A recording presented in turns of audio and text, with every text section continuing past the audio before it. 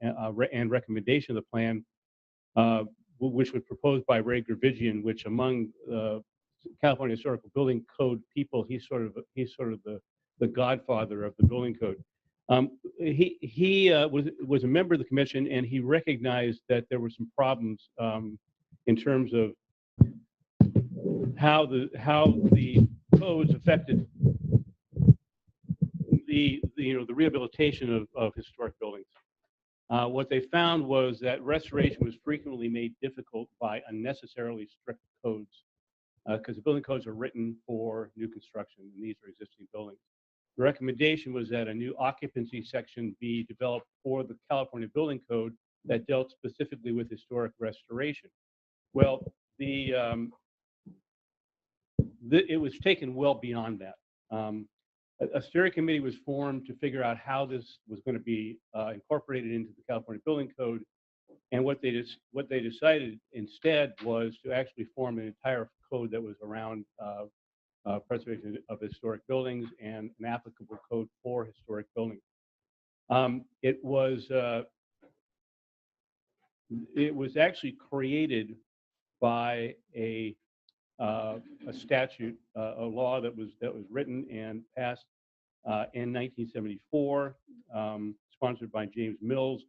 It's a state, it's SB 927, which actually established the code. At the time, they made the code discretionary for use by all agencies, and it essentially was a set of guidelines for how a local jurisdiction should treat the rehabilitation of a historic building. Well, that's all fine and good, but what they discovered was that building officials, as you might predict, are disinclined to use a code that they think is less stringent. And so while you had this set of guidelines for, as a code, essentially a code for historic building rehabilitation, nobody used it. And so in if I remember right, 1984, there was a second statute written and passed, Senate Bill 2321, and at that point, the use of the code was made mandatory for all building officials to use, state and local, if it was requested by the owner of the building. So again, at this point, after 1984, the code was no longer discretionary for agencies and jurisdictions, and as we said, it's supported by statutes, and so the regulations of the CHBC pretty much have the same authority as state law. It's different from other codes. The CBC, the California Building Code, is adopted every 3 years. It used to be based on the Uniform Building Code. Now it's based on the International Building Code, but essentially the state amends and adopts the code. And each city essentially either adopts the code fully as California writes it, or they amend it themselves and adopt it. The California Historical Building Code it's not an adopted code. It is a law. No city has the right to amend it without coming to the board. No city has the right to ignore it or not incorporate it or adopt it. It is state law. You'll find building officials some may not treat it that way, but that's where you stand if you're in a discussion or argument with the building official.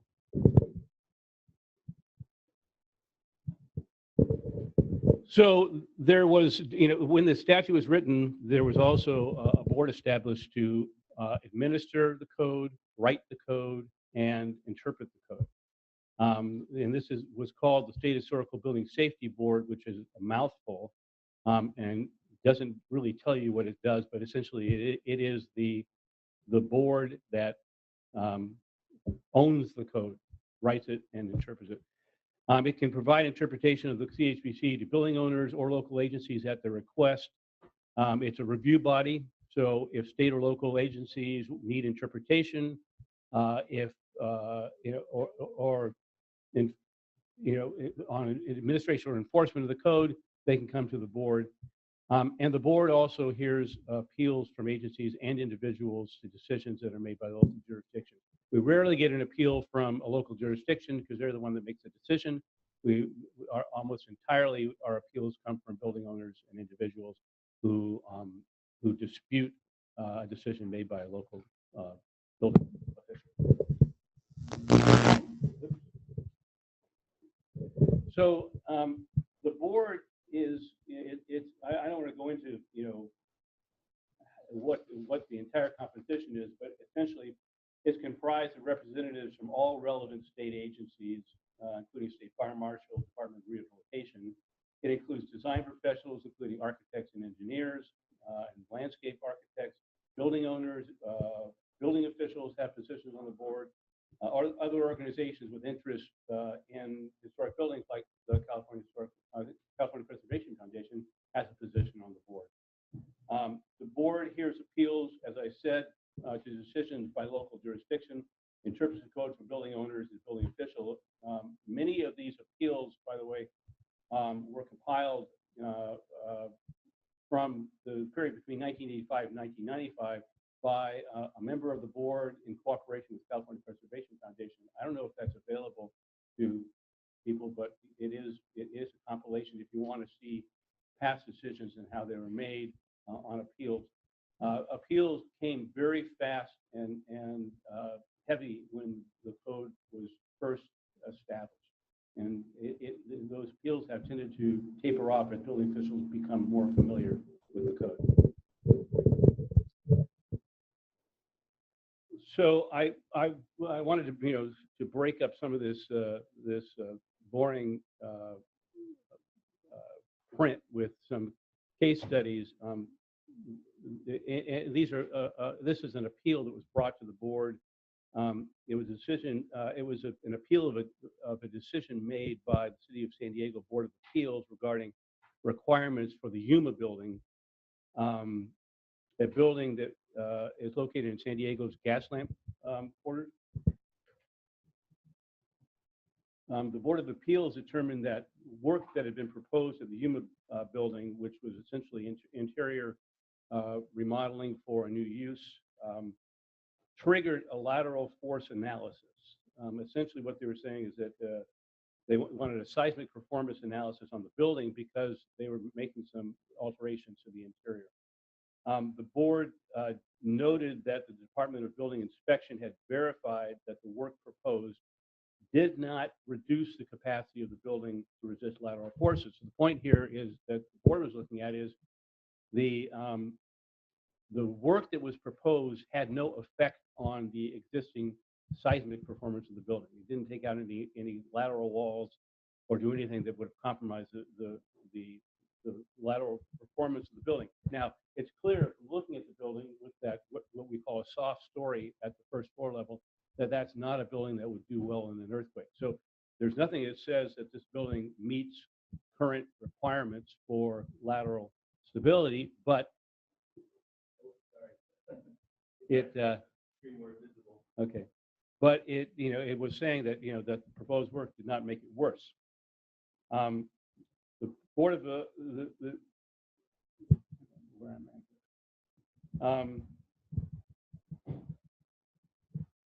The State Historical Building Safety Board did determine that although there were concerns about the capacity of the building, as I described, to withstand an earthquake, the CHBC does not recognize a trigger for seismic analysis based on work that does not affect the structural capacity of the building. We'll get into that in the administrative chapter.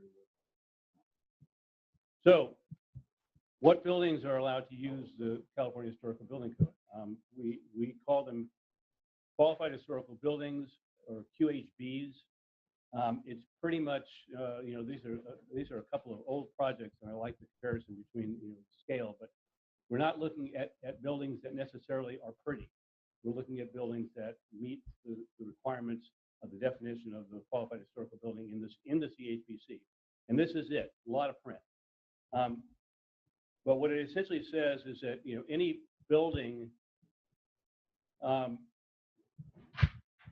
deemed of importance to the history, architecture, or culture of an area by an appropriate local, state, or federal government jurisdiction is a qualified historical building.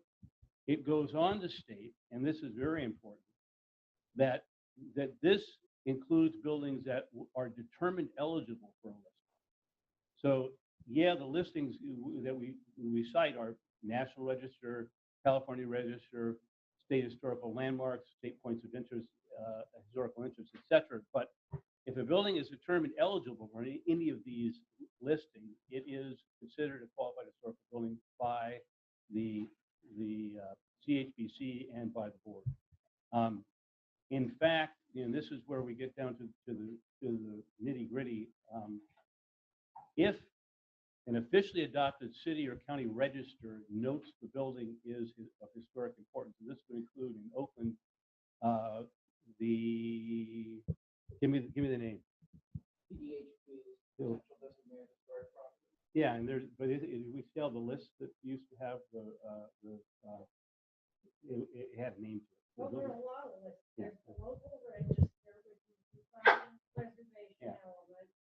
Back in the day, the preservation study list, which was that was it. And we had a determination from the then planning director that was an official register for historical buildings.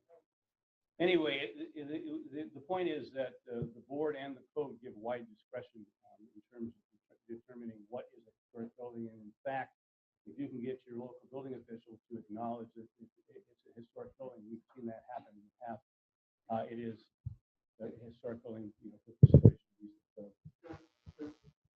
So this is the basic way the code is organized. It's organized, along the same lines as the California Building Code, but it works differently.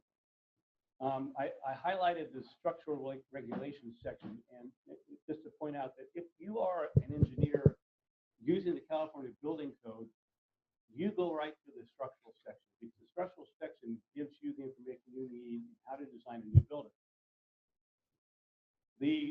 The California Historical Building Code is more of a performance-based code. It doesn't give a lot of instruction as to what are your actual prescriptive requirements for work on a historic building, because it can't anticipate every condition you're going to meet. It does have some, and we'll talk about those a little bit, but in general, what it is it's a framework for developing alternatives. So the administrative chapter tells you when you have to consider doing work on a building. If you go directly to the structural chapter, all you're going to get is the methods by which you would undertake a site strengthening, whereas the administrative chapter tells you if you have to undertake a site strengthening. So used very differently than the California Building Code. Here's the beginning of the heart of the code, and I would say this is probably the part of the code that is most important. It actually appears in multiple chapters, and it gives you the sort of performance basis you're looking for when you're trying to develop alternatives based on this code. And what it really says is that what you're trying to do with a qualified historic building is provide a reasonable level of safety while you preserve and continue to use the building, which we think is very important for the historic building. It goes on to talk about the purpose. The purpose of the California Historic Building Code is to provide regulations for preservation, restoration, rehabilitation, relocation, and reconstruction of qualified historic buildings. So read that sentence carefully, because it includes not only relocation, which typically most jurisdictions will treat as a new building, and it says, no, it's not a new building, it is a historic building, it still uses code, and reconstruction. And when we talk about reconstruction, we're talking about pretty much a duplication. And what it gives you the same discretion for a relocated building as it does for a building that's still on site. So for Preservation Park, for instance, it could, the buildings here, since they were historic buildings, could make use of the California Historical Building Code when they're doing rehabilitation on even though it's on a new site. The one issue that does not apply to at all is disabled access. They figure if you're going to build a building and you ship the plywood to the so that's one place where you don't have discretion.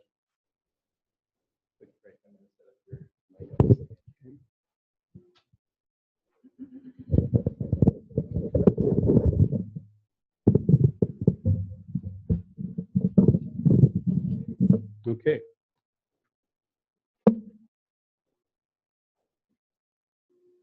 So like I said, the purpose of the code, and it's written in the administrative chapter and in every one of the, I think almost every one of the other chapters as well, is to provide solutions that preserve historic buildings. It's a performance-based code, and this provision here states that enforcing agencies are required to accept any reasonably equivalent solution developed by architects or engineers. Very, very powerful language. You have to know it and know it well, because that's not necessarily the way a building official is going to treat any proposed alternative that you bring to them. So the administrative chapter also makes it clear here in another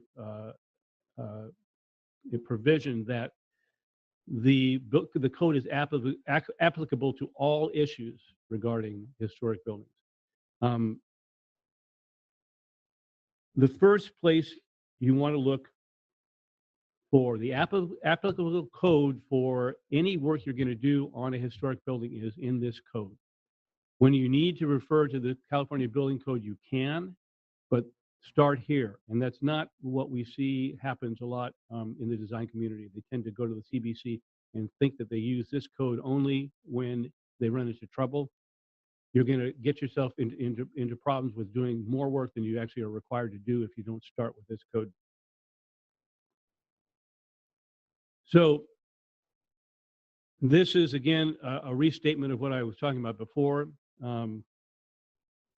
State or local code enforcement agencies are required to use the CHBC when its use is elected by a building owner for all historic buildings.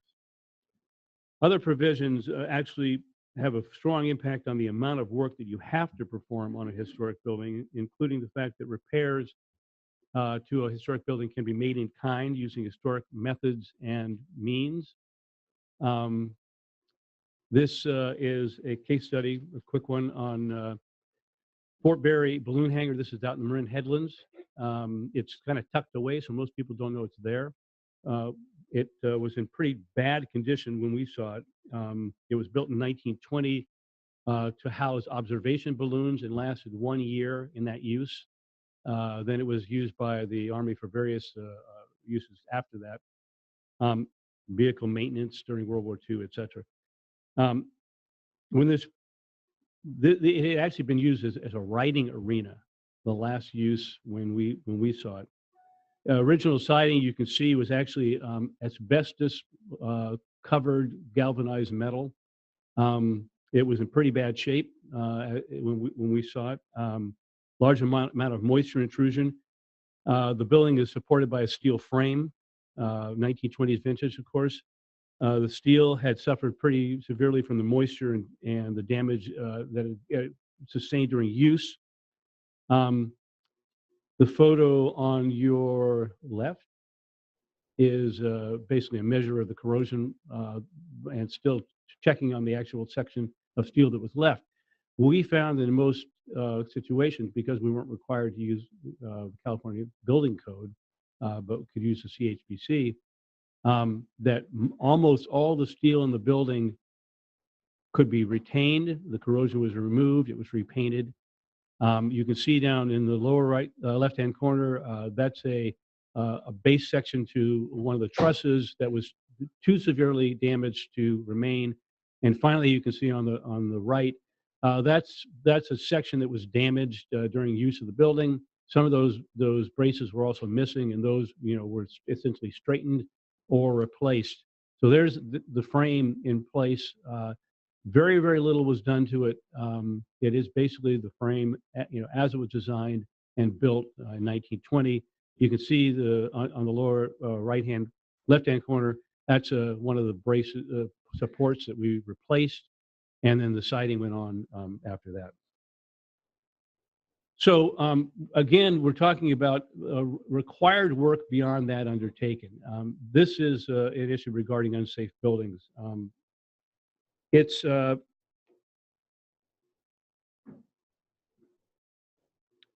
what it essentially says is that you can remediate an unsafe condition that's identified either by yourself or by a building official using the provisions of the California Historical Building Code, not the CBC, and without bringing the rest of the building into compliance with the regular code. This is pretty powerful stuff because essentially there are a lot of cities that have ordinances that are triggered by work done to repair a building.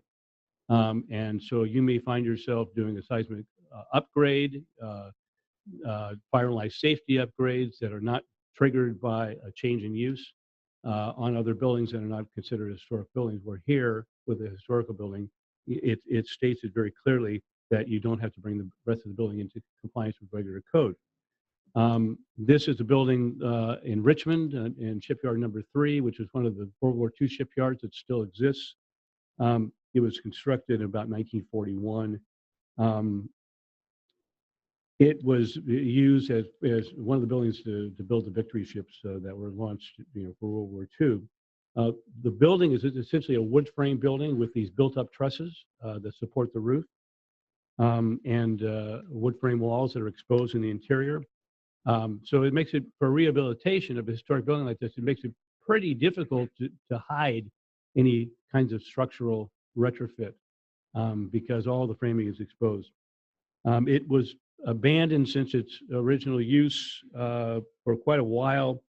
The roof trusses were pretty under designed for the loads that they were getting, and so what happened is in a number of areas where drains got clogged, the roof was not. I mean, the roof system was not able to support the weight of the water, and we had broken trusses. So you've got essentially pretty clearly a dangerous situation here. This is just the drawings of the roof trusses. What we were able to do here is actually to repair the trusses in kind.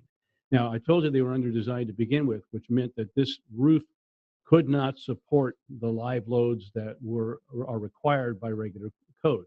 So what we talked to the port about was that we're going to repair this exactly as it was originally constructed, but they're going to have to put some programmatic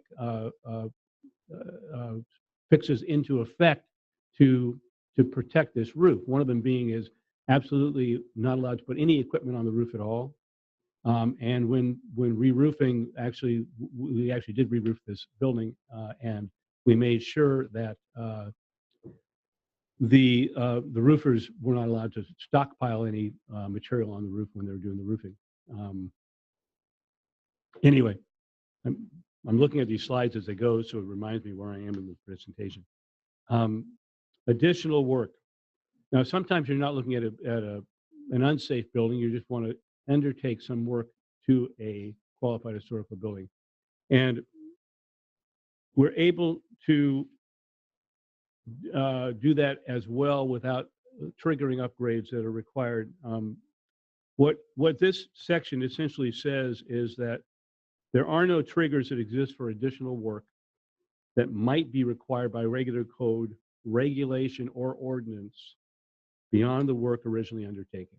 So it sounds kind of circular, but essentially what they're saying is if you choose to do some work on a historic building and you're not affecting, adversely any of the existing functional, exiting systems or structural systems, et cetera, that just because there's a regular code provision, say in Chapter 34 of the regular code, or there's a regulation that's passed by your city or an ordinance, for upgrades, you can do the work as designed without triggering any additional work.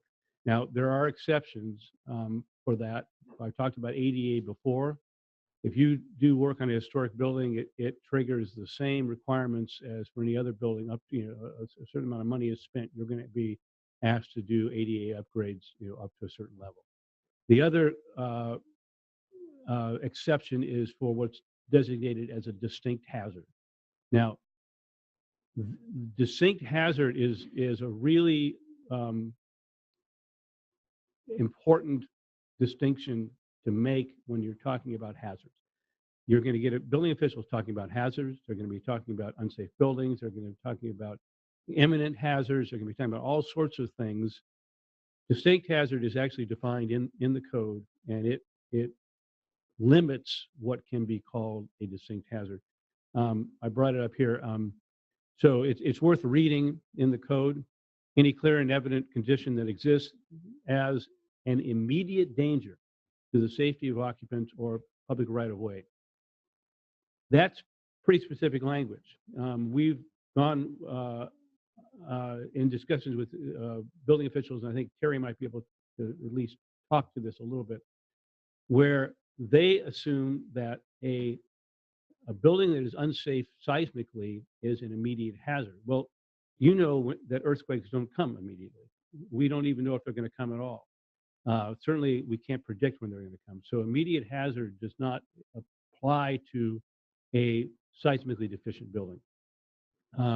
In the end, what you say, what the code says, and the italics are actually in the code. I added the yellow myself.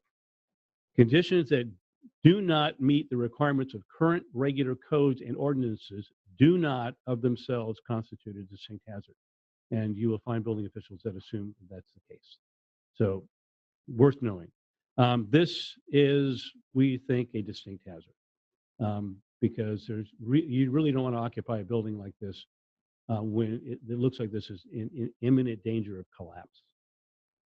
This, on the other hand, you remember the Yuma building, is not a distinct hazard simply because it doesn't meet current code for seismic or anything else.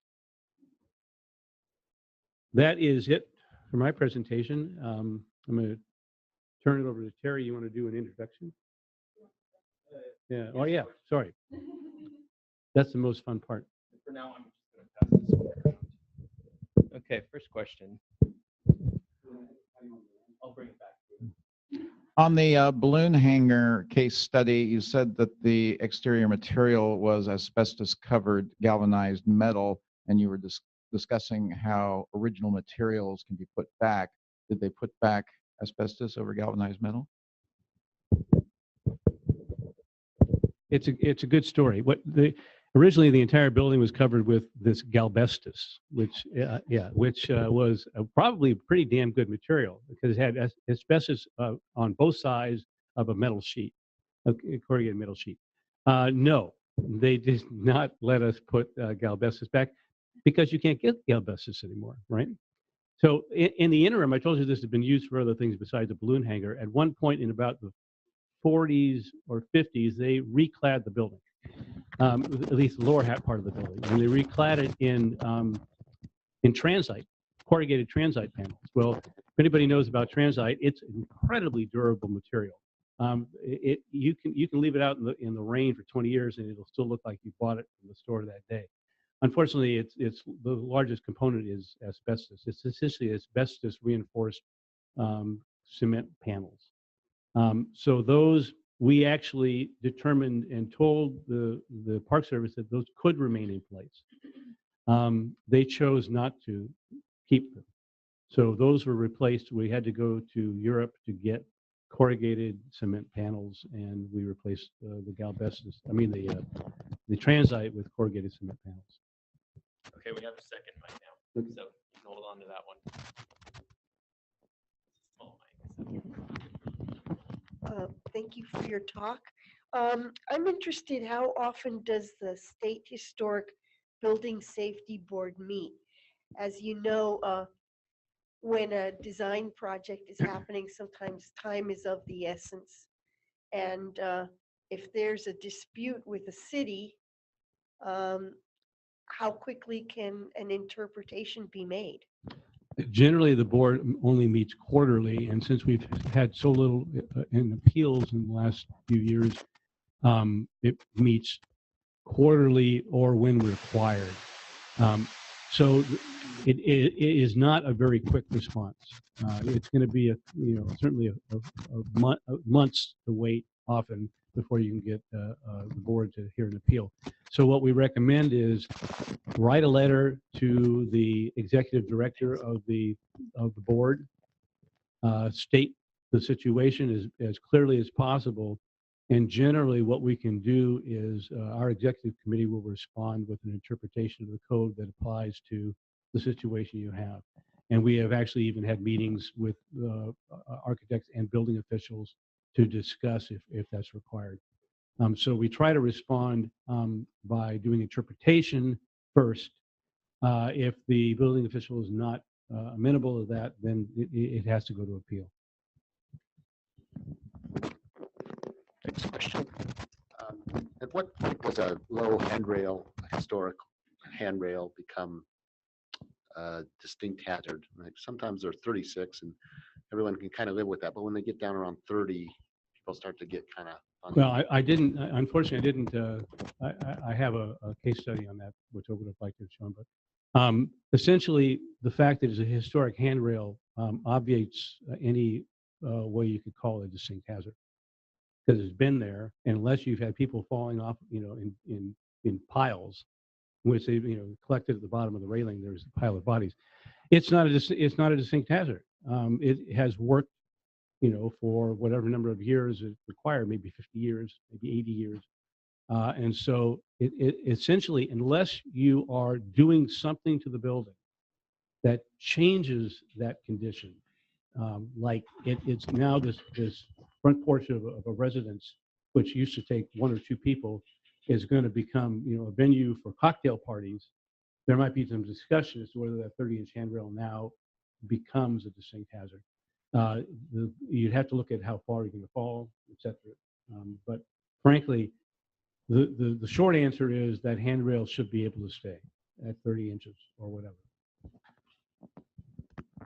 Any further questions? We have plenty of time. Okay. What time do we have here? It's 9:39. So we originally had a 10-minute break at around 9:45. That means we have about 10 minutes between now and the next session. So please take the time to grab some coffee and pastries over there or fruit, and come back in about 10 minutes here, which would be 9:50.